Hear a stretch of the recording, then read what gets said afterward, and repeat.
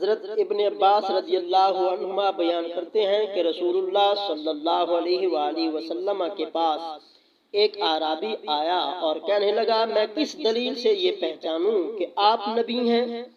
آپ نے فرمایا اگر میں کھجور کے درخت کے اس خوشہ کو بلاؤں اور وہ میرے رسول اللہ ہونے کی شہادت دے۔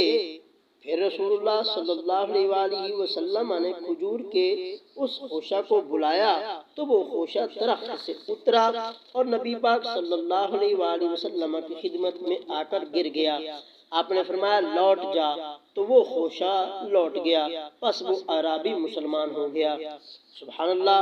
اب آپ نے یہ حدیث سماعت فرمائی کہ دیکھو کہ حضور علیہ السلام بلائیں تو وہ درخت کے خوشے بھی حضور کے پاس چل کر آ جاتے تھے۔ یہ کیا ہی میرے آقا صلی اللہ علیہ وسلم کو شان عطا کی ہے رب ذوالجلال نے۔ تو جب اعرابی نے یہ کہا کہ میں آپ کو کیسے پہچانوں کہ آپ نبی ہیں، تو حضور نے فرمایا اگر میں اس کھجور کے درخت کے اس خوشہ کو بلاؤں تو وہ میرے رسول اللہ ہونے کی شہادت دے تو پھر آپ یعنی مان جاؤ گے۔ ایسے میں آپ کو یعنی مفہوم سمجھا رہا ہوں۔